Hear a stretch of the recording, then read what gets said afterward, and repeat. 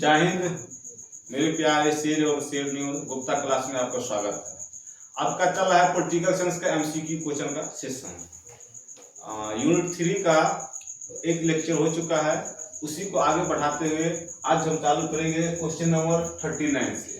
आप सब कमेंट में बताते रहिएगा कि आप सबका तैयारी किस प्रकार से चल रहा है और कितना क्वेश्चन सही हुआ और किस प्रकार से और आगे बढ़ाया जाएगा, वो कमेंट में आप बताते रहिएगा। चलिए इसी कड़ी को आगे बढ़ाते हुए हम आज का फर्स्ट क्वेश्चन है, क्वेश्चन नंबर है 39।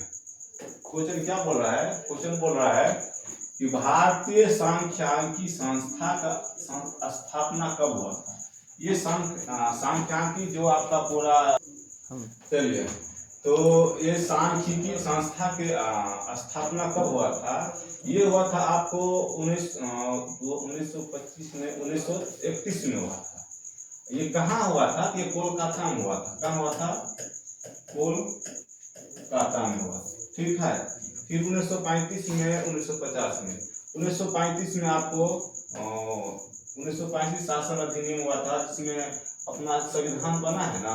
संविधान के लगभग 70% हिस्सा 1935 के अधिनियम से लिया गया है।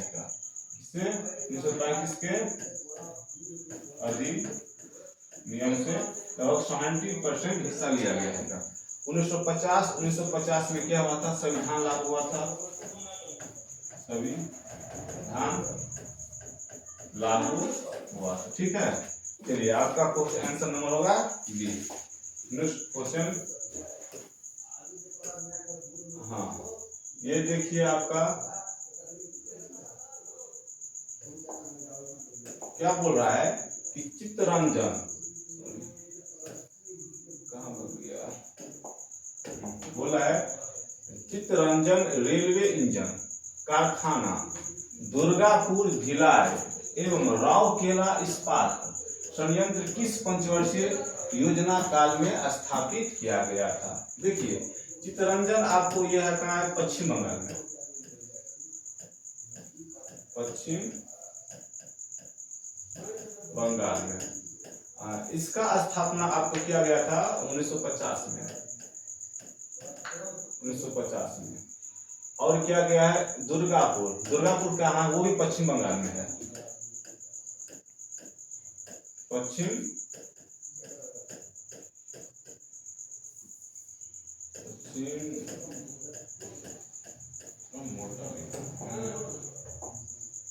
पश्चिम बंगाल में है। हाँ, इसका स्थापना किया गया था आपको द्वितीय पंचवर्षीय योजना में।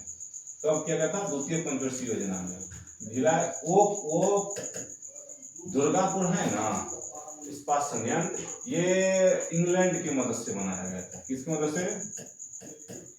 इंग्लैंड की मदद से। भिलाई है आपको छत्तीसगढ़ में।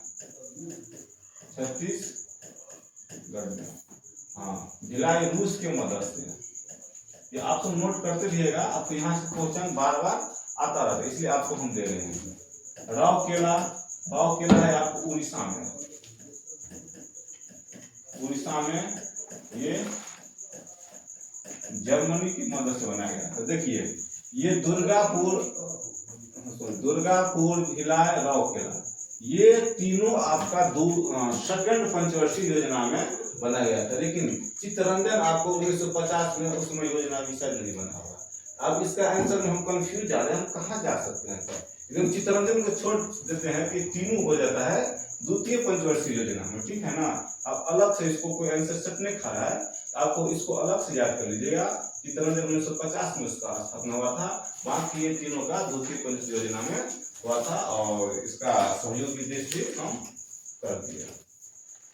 चलिए नेक्स्ट क्वेश्चन ये है कि पतरातू थर्मल पावर स्टेशन का निर्माण किस पंचवर्षीय योजना में किया गया था? देखिए पतरातू ये है आपको झारखंड में मिलेगा। कहाँ मिलेगा?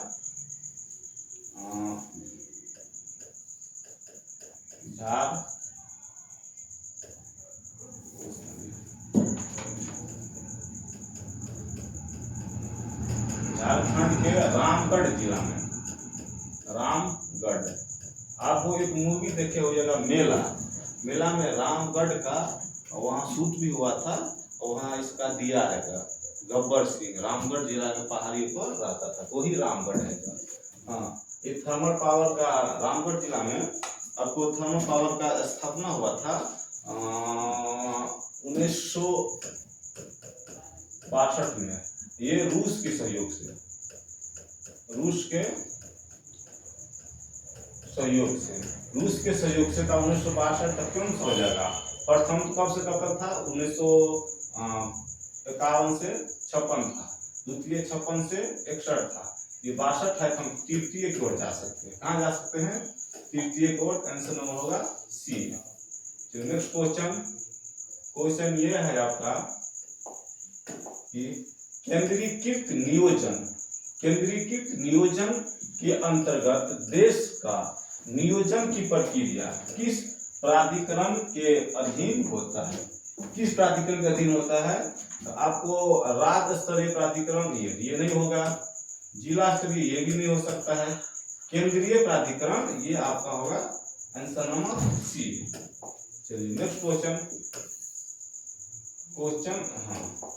ये है, विकास का समाजवादी मॉडल। देखिए विकास का दो मॉडल होता है, एक होता है समाजवादी, एक होता है पूंजीवादी। कितना होता है, दो, समाजवादी पूंजीवादी। इसमें बोला है समाजवादी मॉडल में उत्पादन एवं वितरण किसके नियंत्रण में होता है। देखिए समाजवादी में उत्पादन एवं वितरण सरकार के नियंत्रण में होता है। किसके नियंत्रण में, सरकार के नियंत्रण में होता है। पूंजीवादी में निजी नियंत्रण होता है, निजी क्षेत्र होगा नहीं, क्योंकि समाजवादी है का राज्य को ही सरकार हम बोलते हैं। क्या बोलते हैं, राज्य को ही सरकार बोलते हैं। ये राज्य के अंतर्गत आ जाएगा, समाजों के अंतर्गत आएगा, लेकिन समाज से ऊपर क्या होता है, सरकार होता है। तो सरकार आंसर नंबर बी होगा मॉडल का। अब बताइए भारत में किस प्रकार के विकास का मॉडल है, समाजवादी है कि पूंजीवादी है कि मिश्रित है, आप ये कमेंट में हमको बताइए। चलिए नेक्स्ट क्वेश्चन तो आ ही गया। क्वेश्चन क्या बोला है, भारत में किस प्रकार की अर्थव्यवस्था को अपना गया है।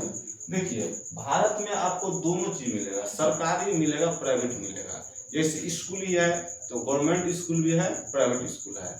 आपको ट्रांसपोर्ट देखेगा तो प्राइवेट भी है, सरकारी भी है। हॉस्पिटल प्राइवेट भी है, सरकारी भी रहेगा। तो जो प्राइवेट हो गया वो निजी हो गया, जो गवर्नमेंट का हो गया वो सरकारी हो गया, समाजवादी हो गया। तो भारत में दोनों अर्थव्यवस्था चलता है, पूंजीवादी भी, समाजवादी भी। अब दोनों चलता है तो उसको हम मिश्रित बोल सकते हैं, दोनों है तो भारत में कौन सकता है, पूंजीवादी भी है, समाजवादी भी है, तो हम उसको मिश्रित अर्थव्यवस्था बोल सकते हैं। भारत में किस प्रकार का है, मिश्रित अर्थव्यवस्था भारत में चलता है। चलिए नेक्स्ट क्वेश्चन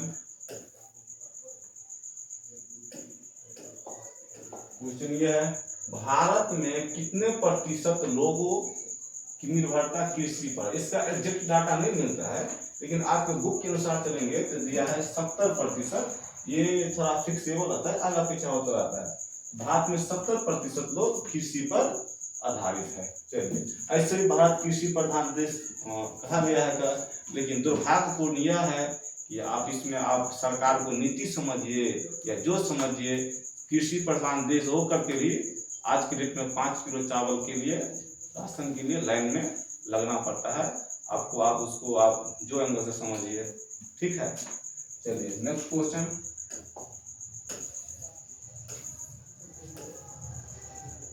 ये है कि जमींदारी प्रथा का उन्मूलन।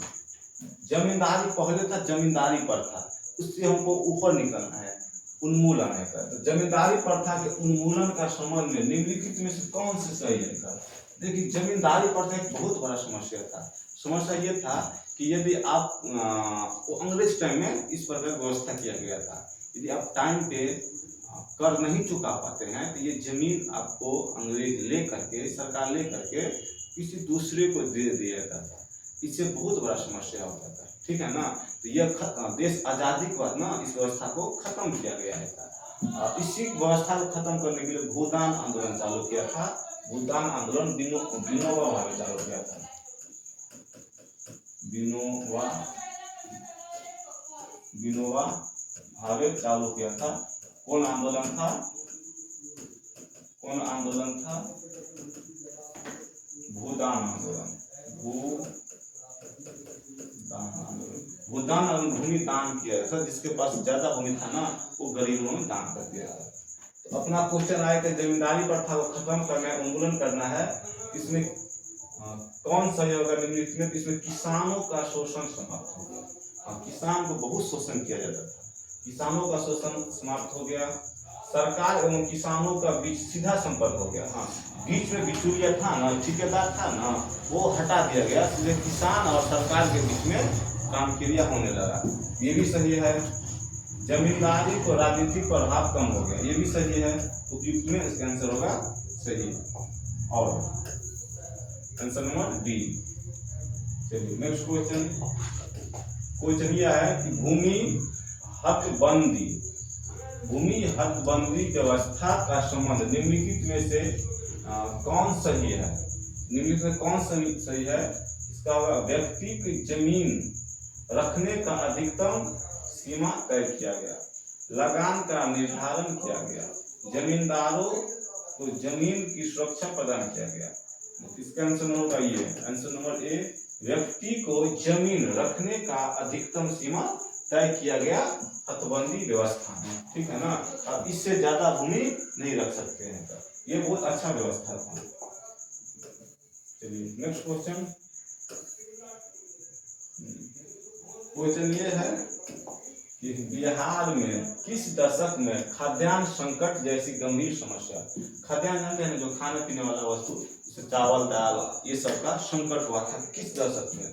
ये 1960 के दशक में ना बहुत बड़ा संकट आया था बिहार में खाद्यान्न के लिए। आंसर नंबर होगा इसका ए। चलिए नेक्स्ट क्वेश्चन। ये देखिए क्या क्वेश्चन है।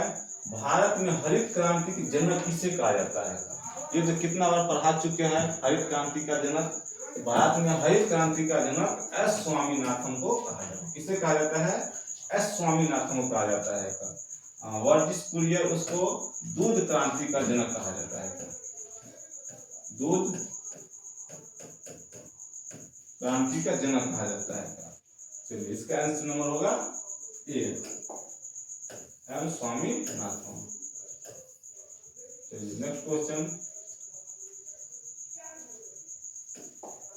क्वेश्चन ये है खाद्यान्न उत्पादन बढ़ाने के लिए 1960 से 61 में गहन कृषि जिला कार्यक्रम में कितना जिला पर लागू किया गया? स्टार्टिंग में ना उत्पादन बढ़ाने के लिए हम उसको ट्रायल बोल सकते हैं।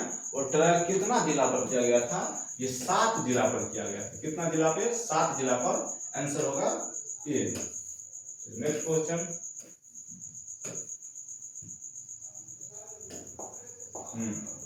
क्या है? भारत में हरित क्रांति की शुरुआत कब किया गया? हरित क्रांति जनक कौन था? एस स्वामीनाथन। शुरुआत कब किया गया था? ये शुरुआत किया गया था 1967-68 में। तो उसको 1960 के दशक मान सकते हैं, ठीक है ना। तो उसका आंसर होगा आंसर नंबर डी, 1967-68 में। चलिए नेक्स्ट क्वेश्चन।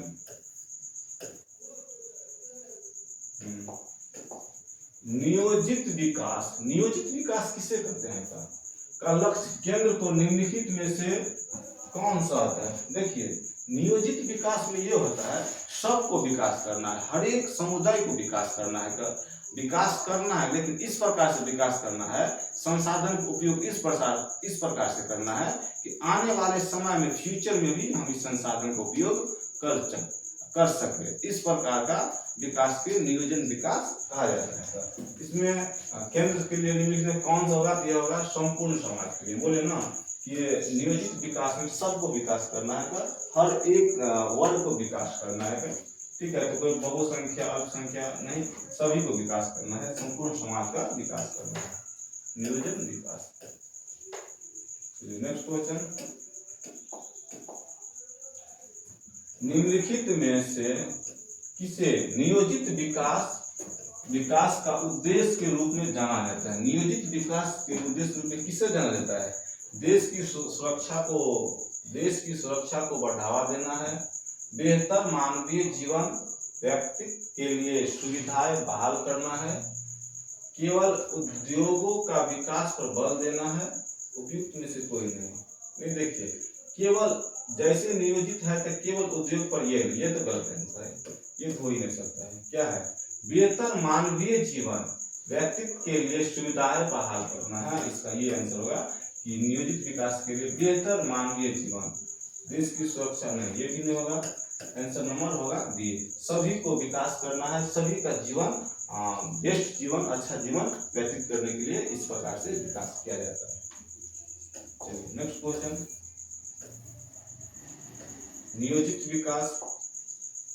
नियोजित विकास का अर्थ क्या होता है? नियोजित विकास का अर्थ क्या होता है? यही है कि उपलब्ध संसाधन के बेहतर मानव जीवन के लिए उपयोग करना। ठीक है, मजदूर संसाधन नंबर ये होगा, जो अब संसाधन उपलब्ध है ना उसको अच्छा से अच्छा उपयोग करना है मानव जीवन के लिए, और आगे फ्यूचर के लिए भी संसाधन को हमको बचा कर रखना है, ये होता है नियोजित विकास। चलिए नेक्स्ट क्वेश्चन, लोकतांत्रिक व्यवस्था के सफलता, लोकतांत्रिक व्यवस्था की सफलता की शर्तों में निम्नलिखित में से कौन सही है? लोकतांत्रिक व्यवस्था है ना, उसके सफलता में कौन आता है? जनता की भागीदारी है तो आता है, बहुसंख्या की विशेष महत्व, किसी का विशेष महत्व कैसे देगा? सबको हमको लेके चलना है ना, किसी का विशेष महत्व नहीं देना है। धर्म के आधार पर शासन वो भी नहीं, अल्पसंख्यक के शोषण ये भी नहीं। कैसे हम शोषण करेंगे? अल्पसंख्यक के शोषण नहीं कर सकते, लोकतांत्रिक का ये तो रूल ही नहीं है। इसका आंसर नंबर होगा ए, जनता की भागीदारी रहेगा हर काम में। लोकतांत्रिक का ये मेरा सबसे सुंदर भाषा बोलिए या लोकतांत्रिक का ये जो बोलिए, इसमें जनता की भागीदारी तो रहता है। चलिए नेक्स्ट क्वेश्चन, क्वेश्चन ये है कि पास्को प्लांट भारत में किस राज्य में स्थापित किया गया है? पास्को प्लांट बिहार में नहीं किया गया, झारखंड में भी नहीं किया गया, ये उड़ीसा में किया गया है पास्को प्लांट। चलिए नेक्स्ट क्वेश्चन, विकास की अवधारणा के संबंध में सही कथन को चयन करें। हमको विकास करना है, उसका संबंध सही कथन को चयन करना है। ये मेरा 4 ऑप्शन है। क्या है? आर्थिक समृद्धि आती है, ये तो आती है। सामाजिक संरचना एवं नागरिकों की दशा में परिवर्तन आती है, वो भी आती है। और समानता में कमी आती है, वो भी आती है। देखिए, हमको विकास करना है तो आर्थिक समृद्धि आती है, अच्छा होता रहता है। सामाजिक संरचना और नागरिकों की में वो भी सही है। ऑप्शन नंबर होगा डी, उपयुक्त में सभी। और समानता में कमी आएगा, मतलब समान रूप से दिखा जाएगा, वो हो गया आर्थिक विकास। इसका आंसर नंबर डी होगा, सभी सही। और ये बोल रहा है, हाँ, यूरोपियन देशों एवं अमेरिका का विकास के लिए कौन सा मॉडल अपनाया गया? देखिए, अमेरिका में है ना पूंजीवादी मॉडल अपनाया गया है, वहाँ प्राइवेट काम ज्यादा रहता है। यूरोप में ये अधिकतर देश में ये मॉडल अपनाया गया पूंजीवादी। तो पूंजीवादी को उदार भी बोलते हैं, तो पूंजीवादी उदारवादी मॉडल अपनाया गया है यूरोप के अधिकांश देशों में। समाजवादी आपको रूस में अपनाया गया है, मिश्रित आपको भारत में अपनाया गया है। इसका आंसर नंबर होगा ये, ठीक है। नेक्स्ट क्वेश्चन,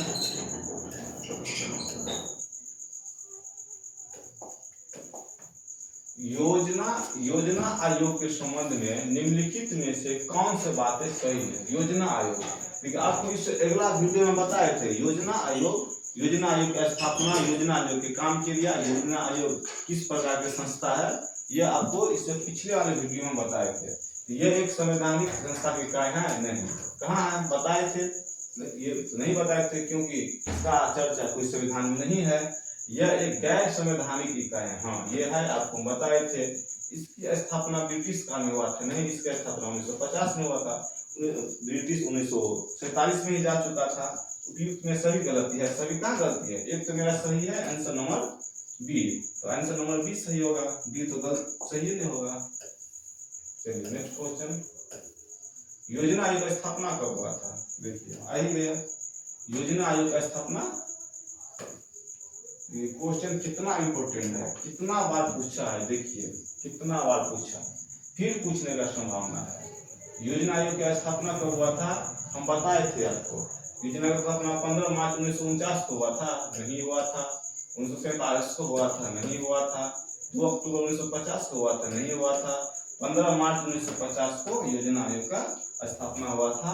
योजना आयोग का प्रमुख कौन होता है, प्रधानमंत्री होता है। लेकिन वर्तमान में योजना आयोग खत्म होकर के नीति आयोग, उसी का अप टू डेट वर्जन चलता है, जिसका अध्यक्ष भी प्रधानमंत्री होता है। चलिए नेक्स्ट क्वेश्चन आज के लिए इतना ही है। आप सब कमेंट में बताइएगा कि आपको कितना सही हुआ, किस प्रकार से और हम क्वेश्चन का लेवल आगा पीछा करते रहे। हाँ, एक बात और है कि आपको जो आता है सही है, जो नहीं आता है उनको कॉपी में नोट करते चलिएगा, जिससे कि समय के एग्जाम के समय में ना आपको क्विक रिवीजन हो जाएगा। ठीक है ना। अब ये नोट किया हुआ है ना, आप नोट करते रहिएगा तो एक आपके पास अच्छा कंटेंट भी आ जाएगा और एग्जाम के समय में आपको बहुत हेल्पफुल होगा।